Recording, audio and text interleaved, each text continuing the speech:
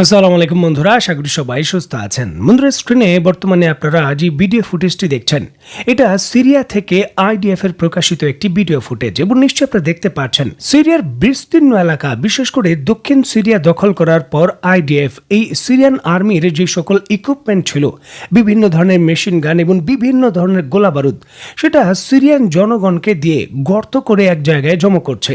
দেখুন, এটা তারা ডিস্ট্রয় করে দিচ্ছে, এটা যাতে পুনরায় কোনোভাবেই ইসরায়েলি আর্মির বিরুদ্ধে ব্যবহার না করা যায় এবং সম্পূর্ণভাবে সিরিয়ান সামরিক বাহিনীর যে সক্ষমতা রয়েছে সেটা শূন্যতে আনা যায়, সেটা নিশ্চিত করার জন্যই কিন্তু ঘাঁটিগুলো দখল করে সেখানে ব্যবহারকৃত যত ধরনের অস্ত্র রয়েছে আইডিএফ এইভাবে ধ্বংস করে দিচ্ছে।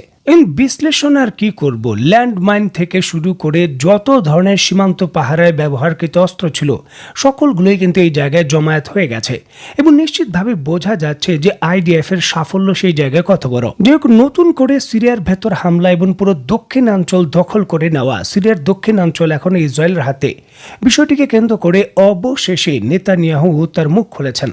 নেতানিয়াহু তার স্টেটমেন্টে ঘোষণা দিয়েছেন যে সিরিয়াকে কোনোভাবেই লেবাননের যে পরিস্থিতি হয়েছে তিনি সেটা হতে দেবেন না। লেবাননে যে ধরনের হিজবুল্লাহ একটি শক্তিশালী ফ্রন্ট হিসাবে দাঁড়িয়েছে, সিরিয়ার ভেতর কোনোভাবেই যাতে এই ধরনের কোনো ফ্রন্ট না দাঁড়াতে পারে সেটা তিনি নিশ্চিত করবেন এবং তার এই হামলা অব্যাহত থাকবে। কথিত সন্ত্রাস দমনের নাম করে আবার সিরিয়ায় যখন আক্রমণ এবং এইভাবে সামরিক শক্তি খর্ব করা এবং সিরিয়ার বিস্তীর্ণ এলাকা দখল করা, ঠিক এমন পরিস্থিতিতে অবশেষে কিন্তু সিরিয়ার বর্তমান যিনি ক্ষমতাসীন রয়েছেন মিস্টার জোলানি, তিনিও কিন্তু স্টেটমেন্ট দিয়েছেন।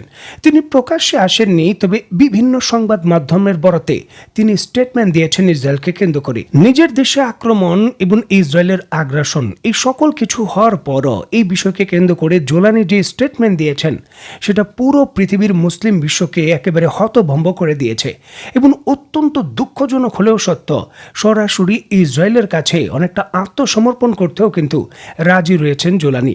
তার ক্ষমতা টিকিয়ে রাখার জন্য তিনি সরাসরি বলেছেন, ইসরায়েলকে আমার উপর আস্থা রাখতে হবে, আমরা ইসরায়েলের সঙ্গে কোনো ধরনের যুদ্ধ চাই না, কোনো ধরনের যুদ্ধ করব না, আমার উপর আস্থা রাখতে হবে এবং যেই পরিস্থিতি তৈরি হয়েছে এখান থেকে উত্তোলনের জন্য আমরা আলোচনায় বসবো। অত্যন্ত গুরুত্বপূর্ণ এই বিষয়টিকে কেন্দ্র করে স্ক্রিনে নিশ্চয়ই আপনারা দেখতে পাচ্ছেন মধ্যপ্রাচ্যের বড় সংবাদ মাধ্যম আল মায়দান রিপোর্টই কিন্তু করেছে যে সিরিয়ান সরকারের পক্ষ থেকে ইসরায়েলি সরকারকে বার্তা দেওয়া হয়েছে, যে আশ্বস্ত করা হয়েছে যে আমরা কখনোই আপনাদের যে পরিকল্পনা রয়েছে তার বাইরে যাব না এবং সরাসরি সংঘাতের কারণ হব না। ইসরায়েলের যে কান চ্যানেল রয়েছে সরাসরি এই খবর কিন্তু প্রকাশ করেছে। এখন সিরিয়ানের যে সরকার রয়েছে আল সারা, তিনি কি বিষয়ে আসলে মিটিং করবেন এই ইসরায়েলের কর্তৃপক্ষের সঙ্গে, আসলে মূল ঝামেলাটা কোন জায়গায়, কোন জিনিসটি নিয়ে ইসরায়েল স্বস্তি চাচ্ছে এবং চূড়ান্তভাবে সিরিয়ান কর্তৃপক্ষ রাজি হয়েছে সেটা করার জন্য। দেখুন, এই সকল কিছুর মূলে রয়েছে বাফারিং জোন প্রতিষ্ঠা, যেটা ইসরায়েল কিন্তু একেবারে শুরুর দিকে সিরিয়া যখন ক্ষমতার পরিবর্তন হয়েছে সাথে সাথেই কিন্তু ঘোষণা দিয়েছিলেন যে গোলান মালভূমি পুরোটা দখল করেছি, সেটা তো ভিন্ন বিষয়, তবে এই পুরোটা দখল করার পর আরও 15 কিলোমিটার এলাকা যেটা পাহাড়ের ঢাল থেকে বিস্তীর্ণ সমভূমি রয়েছে, এটা আমরা বাফারিং জোন প্রতিষ্ঠা করব।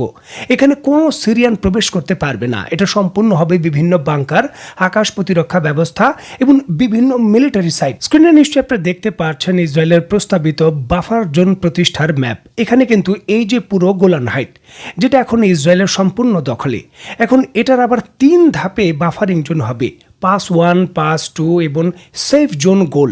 এই 3 ভাবে কিন্তু আরও বিস্তীর্ণ, বলা হয়ে থাকে আরও 50 থেকে 65 কিলোমিটার এলাকা সিরিয়ার সম্পূর্ণভাবে ইসরায়েলের নিয়ন্ত্রণে থাকবে।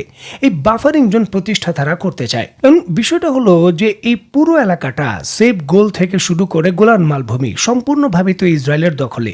তারা বাফারিং জোন প্রতিষ্ঠা ঘোষণা দিলেই হয়ে যায়, এটা বাফারিং জোন হয়ে যাবে। তাহলে নতুন করে কেন পুরো দক্ষিণ সিরিয়ার অঞ্চল, বিশেষ করে জনবসতি রয়েছে এই ধরনের বহু শহর, কেন ইসরায়েলের দখল করতে হলো, কেন ইসরায়েল সেখানে দখল করে পুরো এলাকাটা সিরিয়ার মূল ভূখণ্ড থেকে বিচ্ছিন্ন করছে, এর কারণ কি? এর অন্যতম কারণ হলো ম্যান পাওয়ার। যখন আপনি পাহাড়ের ঢালুর ভেতর এবং বিস্তীর্ণ এলাকায় এই স্কেলের আপনি বাফারিং জোন বা ঘাঁটি তৈরি করতে যাবেন, তখন বড় বড় বহু অবকাঠামো তৈরি করতে হবে। বহু বাংকার তৈরি করা মানে বহু কনস্ট্রাকশন কাজ, ইসরায়েলের হাতে এত ম্যান পাওয়ার নেই। দেখুন, এই জিনিসটা আপনিও জানেন, আমিও জানি। ইসরায়েলের যে উত্তর সীমান্ত রয়েছে লেবানন এবং সিরিয়ার সঙ্গে, সেই উত্তর সীমান্ত সম্পূর্ণভাবে বর্তমানে খালি। এই জায়গায় ইসরায়েলের জনগণ সেখানে আর বসবাস করছে না। নিজের বাড়ি ঘর ছেড়ে তারা মূল শহরে তেল আবিবের দিকে চলে গেছে হিজবুল্লাহর হামলার কারণে। এখন ওই অঞ্চল ফাঁকা। এই বড় স্কেলের কাজ করতে হলে ম্যান পাওয়ার লাগবে। যদিও ভারতের পক্ষ থেকে বলা হয়েছে তারা বিপুল পরিমাণের তাদের কর্মী এই ইসরায়েলে পাঠাবে, তবে গোলাযোগপূর্ণ যে এলাকা রয়েছে সেখানে পাঠাবে না। মানে ইসরায়েল এই জায়গায় নিজের যে মানুষ রয়েছে, নিজের সিটিজেন, তাদেরও কিন্তু কাজে ব্যবহার করতে পারবে না। এখন আশঙ্কা থাকে যে কখন হিজবুল্লাহ আবার আক্রমণ করে। এই জায়গায় সেফ দাবার চাল হলো সিরিয়ান মানুষকে দিয়েই এই কাজগুলো করানো। তাহলে কিন্তু হিজবুল্লাহ আক্রমণও করবে না। আবার আক্রমণ করলে ক্ষয়ক্ষতি হলে এই জায়গায় বৈশ্বিকভাবে ইসরায়েল কিন্তু এটাকে একটা ইস্যু তৈরি করতে পারবে যে হিজবুল্লাহর হামলায় সিরিয়ান মানুষ মারা গেছে।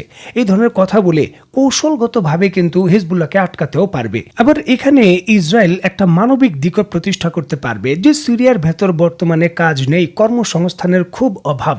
এই জায়গায় আমরা সিরিয়ান মানুষকে কাজ দিচ্ছি, এই জায়গায় কনস্ট্রাকশনের কাজ দিচ্ছি, এটাও কিন্তু তারা প্রতিষ্ঠা করতে পারবে। প্রাথমিকভাবে আপনার হয়তো মনে হতে পারে যে ইসরায়েল হয়তো এটা গোপনে করছে। না, ইসরায়েল এটা প্রকাশ্যে ঘোষণা দিয়েই করছে। স্ক্রিন নিশ্চয়ই আপনারা দেখতে পাচ্ছেন দ্য টাইমস অফ ইসরায়েলের খবর, 25শে ফেব্রুয়ারির খবর। নিশ্চয়ই দেখতে পাচ্ছেন দ্য টাইমস অফ ইসরায়েল এই জায়গায় সংবাদ শিরোনামই করেছে যে আইডিএফ অনুমতি দিয়েছে সিরিয়ানরা বাফারিং জোন প্রতিষ্ঠা করার জন্য গোলান মালভূমিতে কাজ করতে পারবেন এবং এই ক্ষেত্রে যারা কাজে যোগদান করবেন সবাইকে $75 থেকে সর্বোচ্চ $100 করে পার ডে বেতন দেওয়া হবে। মানে মাসিক যদি হিসাব করেন সেটা 2 থেকে 2.5 লক্ষ টাকা। এবং 2 থেকে 2.5 লক্ষ টাকা আপনি বেতন দিলে কি হবে? একজন স্বাধীন দেশের নাগরিক হিসাবে আমি বা আপনি তো এটা করব না। কথার কথা, আমাদের পার্বত্য চট্টগ্রাম ভারত যদি নিয়ে যেতে চায়, তারা যদি এই জায়গায় চট্টগ্রাম থেকে আলাদা করে একটা দেওয়াল তৈরি করবে আর বাংলাদেশিদের অফার দেয় যে 3 লাখ টাকা প্রতি মাসে বেতন দেব, এখানে আপনাদের কাজ করতে হবে, নিজের দেশের ওয়াল নিজে টেনে অন্যকে দিয়ে দেব, এখানে কি রাজি হবে? কখনোই রাজি হবে না। এই জন্যই ধরুন কথার কথা ভারতীয় সামরিক বাহিনী চট্টগ্রাম সহ পুরো এলাকাটা দখল করে বিচ্ছিন্ন করে দিয়েছে, যাতে এখানে কেউ প্রবেশ না করতে পারে, কোনো কর্মসংস্থান না হয়। তখন অভাবের তাড়নায় এমনিতেই কিন্তু সেই মানুষগুলো সেই বর্ডার এলাকায় কাজ করবে। সিরিয়ার ভেতর ঠিক এমনটাই হয়েছে। পুরো দক্ষিণ অঞ্চল এই জায়গায় আইডিএফ কন্ট্রোল করে সেখানকার মানুষের যে অর্থনৈতিক জিনিসটা রয়েছে তার কন্ট্রোলে নিয়ে নিয়েছে, যাতে করে সিরিয়ান মানুষগুলো নিজের সিরিয়ার ভূখণ্ড ইসরায়েলকে অবকাঠামো তৈরি করে অঘোষিতভাবে দিয়ে দিতে বাধ্য হয়। এখন এই পুরো জিনিসটা ইসরায়েল যত দ্রুত সম্ভব করতে চায়। এই প্রকল্প বাস্তবায়নের জন্য বিলিয়ন বিলিয়ন ডলার ইসরায়েল ঢালতে রাজি আছে, যাতে করে ওই এলাকাটা সিকিউর হয়ে আরও কোণঠাসা করা যায় লেবাননকে এবং হিজবুল্লাহকে। আর এই জন্যই কিন্তু দ্রুত গতিতে বড় শহর এই দক্ষিণাঞ্চলের তারা দখল করেছে। এখন এই বিষয়কে কেন্দ্র করে সিরিয়ান সরকারের উচিত ছিল ইসরায়েলের বিরুদ্ধে সরাসরি যুদ্ধ ঘোষণা করা বা ইসরায়েলের বিরুদ্ধে প্রতিরোধ গড়ে তোলা। আরে ভাই, যার যা আছে তা দিয়েই তো নিজের সার্বভৌমত্ব রক্ষা করার চেষ্টা করতে হবে। গাজা উপত্যকার মানুষ থেকেও কি খারাপ অবস্থা সিরিয়ান সরকারের? গাজা উপত্যকায় তো খাদ্যই পৌঁছতে পারে না, অস্ত্র কি করে পৌঁছবে? সিরিয়ায় কিন্তু এই জায়গায় সুযোগ রয়েছে। ইরাক থেকে, ইরানের মাধ্যমে বিভিন্ন জায়গা থেকে, এমনকি তুরস্কের থেকেও কিন্তু কিছু কিছু ক্ষেত্রে অস্ত্র পাওয়া যেত, তবে তারা প্রতিরোধ করবে না। জনাব জোলানি মহোদয় তিনি ঘোষণা দিয়েছেন যে ইসরায়েলের সঙ্গে আমরা আলোচনা করব কি করে বাফারিং জোন প্রতিষ্ঠায় আমরা সহযোগিতা করতে পারি। এখন এই ব্যক্তিকে সমর্থন করার জন্য অনেকে আমাকে ইমেল দেন যে ইনি খেলাফত প্রতিষ্ঠা করবেন, ইনাকে কেন আমি সমর্থন করি না। আসলে সেই উত্তর দেওয়াটা কি খুবই জরুরি?